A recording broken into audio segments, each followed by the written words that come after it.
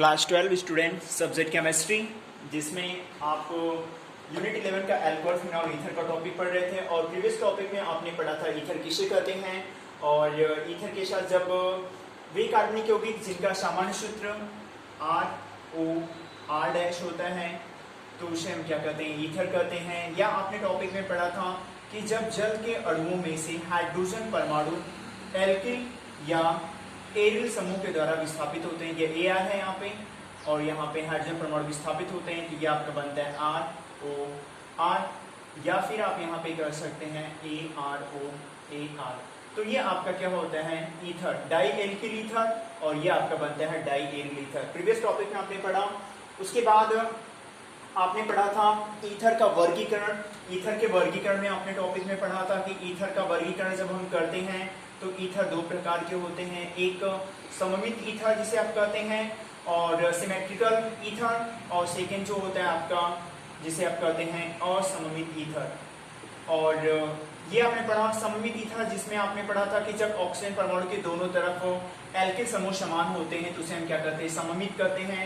और यहाँ पे अनदर एग्जांपल यदि आप C2H5O C2H5 भी रख सकते हैं तो ये डाई एल्किल ईथर आपके हो जाएंगे। और ये आपका है C6H5O C6H5, जिसको हम कहते हैं क्या, डाई एरिल ईथर। तो सममित ईथर, ईथर का वर्गीकरण सममित और असममित। असममित में जब ऑक्सीजन परमाणु के दोनों तरफ एल्किल समूह जो होते हैं वो समान नहीं होते हैं, अर्थात ऑक्सीजन की एक तरफ कार्बन की संख्या 1 है और यहाँ पे अगर हम रख देते हैं C2H5 तो देखें कि दोनों एल्किल समूह जो आपके हैं डिफरेंट है।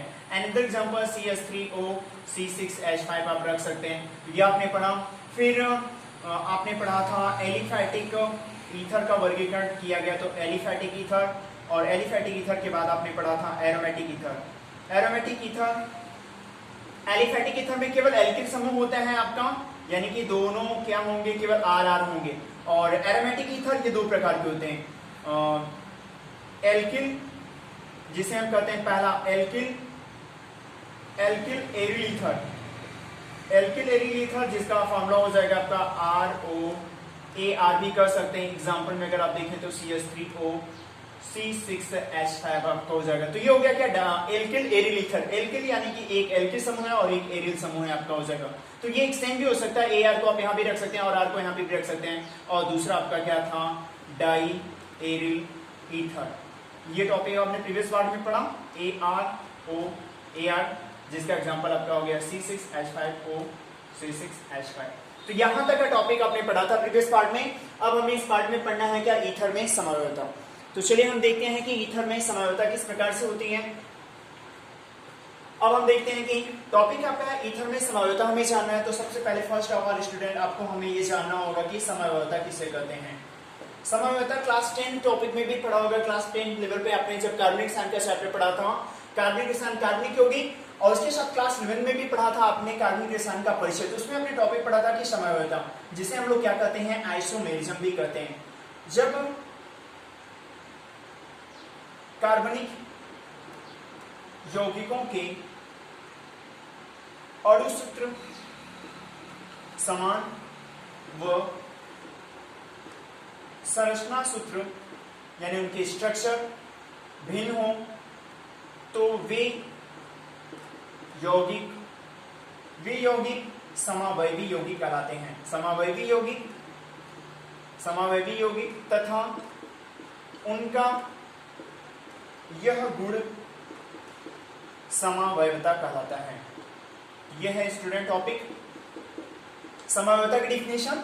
जब दो कार्बनिक यौगिकों के अणु सूत्र समान होते हैं, संरचना सूत्र भिन्न होते हैं तो वे यौगिक क्या कहलाते हैं, समावयवी यौगिक कहलाते हैं। जिस समावयवी यौगिक को हम लोग क्या कहते हैं, आइसोमर भी कहते हैं, आइसोमर, तथा उनका यही गुण क्या कहलाता है, समावयवता कहलाता है कार्बनिक यौगिकों का। अब एग्जांपल जैसे अगर हम देखें, एग्जांपल में हम लेते हैं, पहला एग्जांपल आपका हो गया जिसे आप लोअर क्लासेस लेवल पे आपने पढ़ा था, उस एग्जांपल से हम स्टार्ट करते हैं। एथिल अल्कोहल और यहाँ पे है डाई मेथिल ईथर। इस एग्जांपल को सेलेक्ट किया गया जो कि ये एग्जांपल आपके ईथर से रिलेटेड है, तो यहाँ पे यही एकदम लोअर बेसिस का सबसे फर्स्ट एग्जांपल होता है जिसमें एथिल अल्कोहल और डाइमेथिल ईथर। तो चलिए हम देखते हैं एथिल अल्कोहल का फॉर्मूला क्या होता है स्टूडेंट, C2H5OH, और यहाँ पे डाइमेथिल ईथर जैसा कि आपने पढ़ा होगा CH3O CH3। तो ये हैं, जब हम इनके स्ट्रक्चर को फॉर्म करते हैं तो यहाँ पे इनका स्ट्रक्चर बनेगा CH3HHOH, और इसके जब यहाँ पे स्ट्रक्चर हम फॉर्म करते हैं CS3 है तो C के साथ में 3 H आपने जोड़ दिया, यहाँ पे H और O, यहाँ पे H और यस आपने दिखा दिया। तो ये हो गया क्या, स्ट्रक्चर हो गया संरचना सूत्र। तो यहाँ पे बनाया गया क्या, संरचना सूत्र। संरचना सूत्र बनाया गया एथिल अल्कोहल का, तो ये है आपका, और डाई मेथिल ईथर का बनाया गया ये। लेकिन अब हम देखें, अगर हम दोनों के क्या लिखते हैं, अणु सूत्र, अणु सूत्र यानी मॉलिक्यूलर फॉर्मूला जब हम लिखते हैं तो हम ये पाएंगे कि अणु सूत्र किसी भी यौगिक का अणु सूत्र उस यौगिक में उपस्थित सभी परमाणुओं को जब हम एक साथ लिखते हैं, तो देख रहे हैं कि यहाँ पे कार्बन के 2 परमाणु है, तो मैंने यहाँ पे लिख दिया 2, और यच में देख रहे हैं कि यच की संख्या 5 यहाँ पे और 1 यहाँ पे, तो 5 एक जब आप मिला देंगे तो यहाँ पे हो जाएगा 6 और हो गया O। तो यहाँ पे क्या हो गया, एथिल अल्कोहल का अणु सूत्र C2H6O हो गया। अब आते हैं हम यहाँ पे क्या, डाइमेथिल ईथर, इसका अणु सूत्र लिखते हैं, तो इसका अणु सूत्र क्या हो जाएगा, देख रहे हैं यहाँ पे कार्बन की संख्या 1 यहाँ पे और 1 यहाँ पे, तो हो जाएगा कितना, 2 H 3 यहाँ पे मिलाकर हो जाएगा 6 और यहाँ पे हो गया O। तो अणु सूत्र हमने क्या देखा कि डाइमेथिल ईथर और एथिल अल्कोहल जो 2 कार्बनिक यौगिक हैं, अलग अलग कार्बनिक यौगिक हैं, और इनकी जो फॉर्मूला है, chemical formula C2H5OH ethyl alcohol और डाइमेथिल ईथर का CH3O CH3, और इनके संरचना यहाँ पे बना करके दिखाए गए हैं। लेकिन इनके अणु सूत्र हम देख रहे हैं क्या है, C2H6O और C2H6O, यानी दोनों के अणु सूत्र क्या है, समान है। तो यहाँ से जैसा कि डिफिनेशन के अकॉर्डिंग जब कार्बनिक यौगिकों के अणु सूत्र समान और उनके संरचना सूत्र भिन्न होते हैं तो वे यौगिक क्या कहलाते हैं, समावयवी यौगिक कहलाते हैं। तो यहाँ पे ईथर का समावयवी जो एथिल अल्कोहल कर सकते हैं, और एथिल अल्कोहल का समावयवी हम किसको कर सकते हैं, डाइमेथिल ईथर को कर सकते हैं। तो ये है आपका एग्जांपल, जो कि यही एग्जांपल आपको मिलेगा। लेकिन अब इसमें देखिए कि यहाँ पे हम देख रहे हैं कि OH क्रियात्मक समूह आपका है इसमें, और यहाँ पे अगर हम देखें तो इसको हम कहते हैं OR, जिसको हम कहते हैं क्या, एल्कोक्सी ग्रुप, यानी इसमें एल्कोक्सी फंक्शनल ग्रुप है, इसमें क्या है, क्रियात्मक समूह जो है आपका हाइड्रोक्सिल ग्रुप है। तो दोनों में ग्रुप क्या है, दोनों में फंक्शनल ग्रुप लेकिन अलग अलग है। तो यहां से ये जो समावयवता होगी वह समावयवता प्रदर्शित करेंगी, जिसको हम कहते हैं क्रियात्मक समावयवता। तो यहां पे हमने देखा कि ईथर जो होते हैं, ईथर क्रियात्मक समावयवता को प्रदर्शित करते हैं। अब क्रियात्मक समावयवता को अगर एज ए डिफाइन करते हैं आप, तो जब 2 कार्बनिक यौगिक जिनके अणु सूत्र समान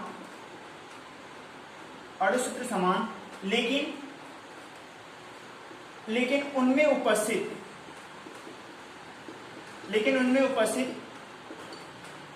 क्रियात्मक समूह भिन्न होते हैं।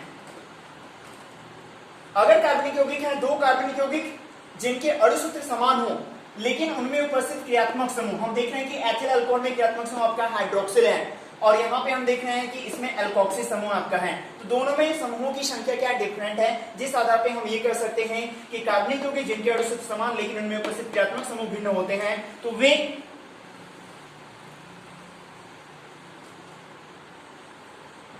यहां पे हो जाएगा, तो वह क्रियात्मक समावयवता कहलाती है। तो तात्पर्य है कि ईथर जो होते हैं, ईथर में समावयवता का टॉपिक आपको मिल गया कि ईथर क्रियात्मक समावयवता को प्रदर्शित करते हैं। ईथर की दूसरी समावयवता जो होती है आपकी, जिसको हम कहते हैं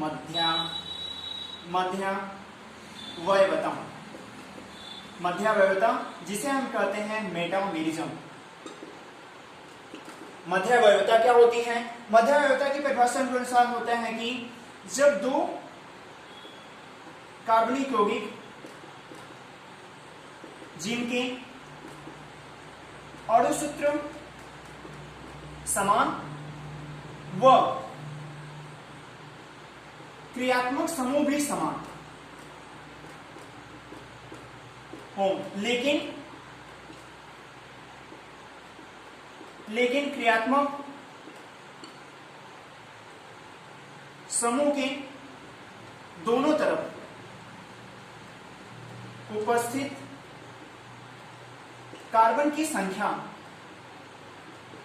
संख्या में भिन्नता हो, तो यह है आपका क्या, मध्यावयवता। यानी कि ईथर जो होते हैं, पहली समावयवता जो दिखाते हैं क्रियात्मक समावयवता दिखाते हैं, और दूसरा मध्यावयवता को भी प्रदर्शित करते हैं। मध्यावयवता की परिभाषा क्या होती है? जब दो कार्बनिक यौगिकों में जिनके अणुसूत्र भी समान होते हैं और उनमें उपस्थित क्रियात्मक समूह भी समान हो, लेकिन क्रियात्मक समूह के दोनों तरफ उपस्थित कार्बन की संख्या में भिन्नता होती है, तो वह मध्यावयवता को प्रदर्शित करते हैं। एग्जाम्पल यदि हम देखें, ध्यान दीजिए, यहाँ पे हमने लिखा example CH3 CH2 O CH2 CH3, ये एग्जाम्पल आपका है। इसका नाम होगा एथॉक्सी प्रोपेन। अगर आप वैसे देखेंगे तो एथॉक्सी प्रोपेन इसको कहेंगे। आईपीसी नाम में एथॉक्सी इसलिए लिखा गया क्योंकि ऑक्सीजन के बाएं तरफ देख रहे हैं 2 कार्बन है, तो और इधर दाहिने तरफ 3 कार्बन है, तो जिधर कार्बन की संख्या कम होती है उसके हाफ वर्ड यानी 8 के साथ में ऑक्सी जोड़ा गया एथॉक्सी, और यहाँ पे लिखा गया प्रोपेन। अब इसका मध्यावयवी हम देख रहे हैं कि ऑक्सीजन के बाएं तरफ देख रहे हैं कि यहाँ पे अगर हम दूसरा एग्जाम्पल अगर देखना चाहते हैं तो ये हो गया आपका क्या, दोनों यहाँ पे 2 परमाणु है और यहाँ पे कितने परमाणु आपके हो गए? 3 परमाणु हो गए। और एथॉक्सी प्रोपेन अगर हम वैसे देखें तो इसका अगर हम एक CH2 को हटा देते हैं यहाँ पे और इस एग्जाम्पल को हम दिखाते हैं तो ये हो जाएगा क्या, मेथॉक्सी प्रोपेन हो गया आपका। अब हम देख रहे हैं कि ऑक्सीजन के बाएं तरफ 1 कार्बन है और ऑक्सीजन के दाएं तरफ 3 कार्बन है। अब इस स्ट्रक्चर को हम क्या करते हैं? चेंज करते हैं। अब इस स्ट्रक्चर को हमने लिख दिया CH3 CH2 O CH2 CH3, ये आपने एग्जाम्पल देखा। अब ऑक्सीजन के हम देख रहे हैं कि इधर कार्बनिक संख्या कितनी है? 2 है, और इधर भी कार्बनिक संख्या कितनी है? 2 है। अब इसका नाम क्या हो जाएगा? एथॉक्सी एथेन, जिसे हम कहते हैं डाई एथिल ईथर भी आप इसको कर सकते हैं। तो यहाँ पे हम देख रहे हैं कि इनमें भी उपस्थित क्रियात्मक समूह क्या है? समान है, दोनों एल्कोक्सी समूह हैं, लेकिन एल्कोक्सी समूह की इधर देख रहे हैं कि 1 कार्बन परमाणु है, इधर कितने कार्बन परमाणु? 3 है, और इसमें देख रहे हैं कि 2 कार्बन परमाणु है, इधर भी कितने परमाणु? 2। अब इनका अणुसूत्र जब आप लिखेंगे, चलिए अणुसूत्र लिखते हैं, तो कार्बन की संख्या कितनी है? देखिए 1 2 3 4 C4, H की संख्या कितनी है? 3 2 5 2 7 3 10 C4H10, और यहाँ पे क्या हो गया? O। तो हमने देखा C4 आपका हो गया H10O, ये हो गया क्या? मेथॉक्सी प्रोपेन का अणुसूत्र। और इसमें हम आते हैं, इसका भी अणुसूत्र अगर आप लिखेंगे तो 1 2 3 4, इसकी संख्या कितनी होगी? C4 3 2 5, H की संख्या 3 2 5 2 7 3 10 10 C4H10O। तो ये हो गए क्या? हमने देखा कि मध्यावयवता में भी क्या होते हैं कि जब कार्बनिक यौगिकों के अणुसूत्र समान है, इनमें उपस्थित क्रियात्मक समूह भी समान है, एल्कोक्सी समूह है, लेकिन